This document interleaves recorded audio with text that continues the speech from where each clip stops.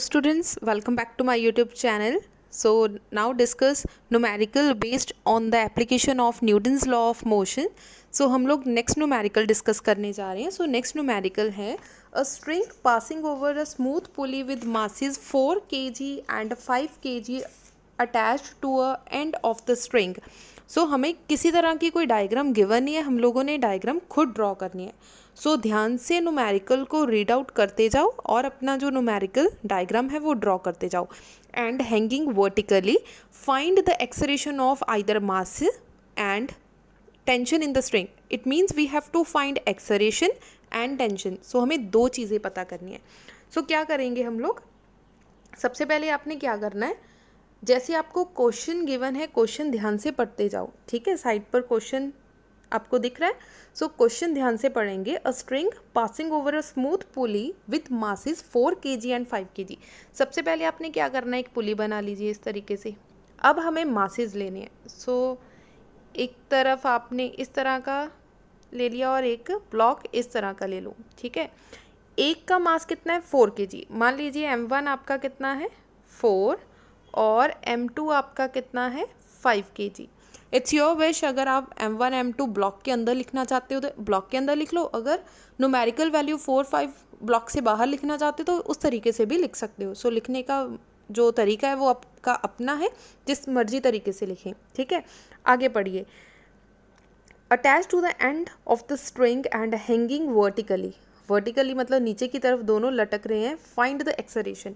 अब हमें क्या करना है, अगर मास m5 बड़ा है इसका मतलब इसकी एक्सेलरेशन डाउनवर्ड होगी और इसकी एक्सेलरेशन ऊपर की तरफ. इसका मतलब 4 kg वाला जो ब्लॉक होगा वो ऊपर की तरफ मूव करेगा, जो हैवी ब्लॉक है 5 kg वाला ब्लॉक है वो नीचे की तरफ मूव करेगा. जिस भी तरफ वो मूव करेगा उसकी एक्सेलरेशन हमने उस डायरेक्शन में ड्रॉ कर दी.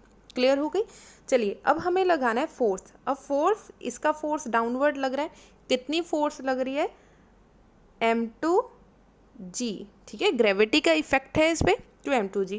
ऑलवेज याद रखना जो फोर्स लगेगा वो ऑलवेज डाउनवर्ड, ग्रेविटी की वजह से डाउनवर्ड ही फोर्स लगेगा. सो फर्स्ट ब्लॉक पर m1g. क्लियर हो गया इतना. सो डायग्राम में एक चीज़ रह गई, tension. Tension always upward direction में होती है. इसमें कंफ्यूज मत होना कि टेंशन एक ऊपर की तरफ है दूसरी भी ऊपर की तरफ है, दूसरी नीचे तरफ क्यों नहीं है. टेंशन ऑलवेज याद रखना.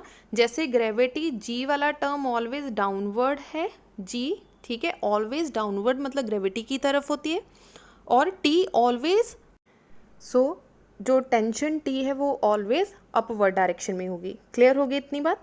सो चलिए अब इक्वेशन से स्टार्ट करनी है. Equation of motion for mass m1. सबसे पहले हम लोग m1 की बात करेंगे.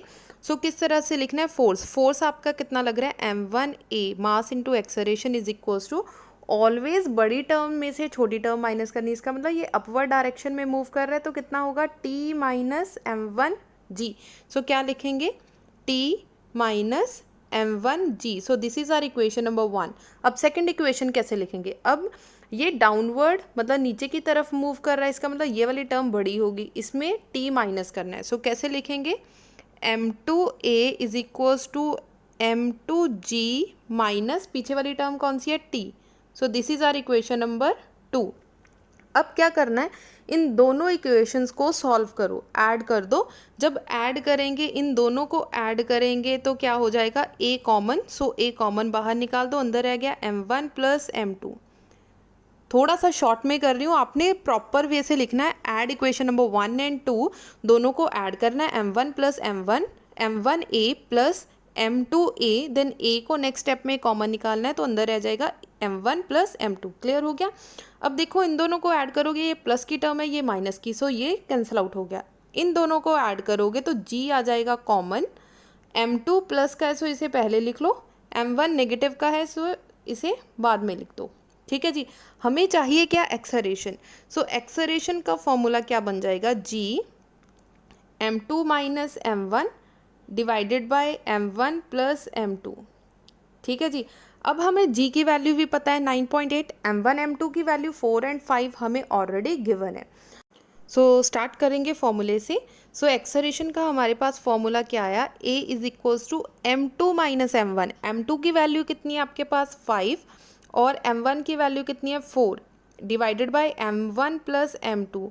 सो चाहे 5 प्लस 4 लिख लो चाहे 4 प्लस 5 लिख लो, कोई फ़र्क नहीं पड़ेगा क्योंकि सेंटर में प्लस का टर्म है, ठीक है। जी आपकी कितनी है 9.8, सो 9.8 आ जाएगा। 5 में से 4 गया 1, 9 प्लस 5 प्लस 4 कितना आ गया 9 मल्टीप्लाई बाय 9.8। अब 9.8 को हम लोग 9 के साथ डिवाइड करेंगे तो हमारे पास इस तरीके से आंसर आ जाएगा, ठीक है। सो हम लोग डायरेक्ट लिख सकते हैं 1.09 मीटर पर सेकेंड स्क्वायर। सो एक्सेलरेशन के यूनिट्स हैं मीटर पर सेकेंड स्क्वायर। सो इस तरीके से इजीली आपका जो एक्सेलरेशन का आंसर आ गया। क्लियर हो गया एक्सेलरेशन का आंसर आपका कैसे आया। अब एक्सेलरेशन का आंसर आपके पास है, हमें पता क्या करना है टी की value.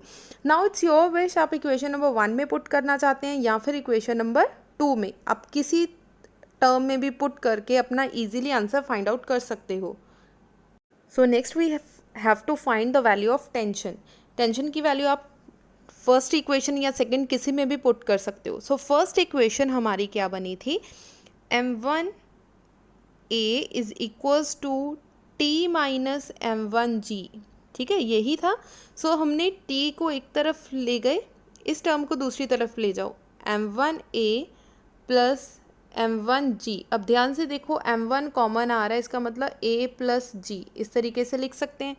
So t is equal to m1 की वैल्यू कितनी है 4, a की वैल्यू हमने अभी अभी सॉल्व करा है 1.09 प्लस g की वैल्यू कितनी है 9.8। अब इन दोनों को ऐड कर दो 4 मल्टीप्लाई, इन दोनों को ऐड करेंगे तो हमारा आंसर आ जाएगा 10.89। अब 4 को 10.89 के साथ मल्टीप्लाई करो, finally we get 43.56। So tension के यूनिट्स क्या हैं न्यूटन।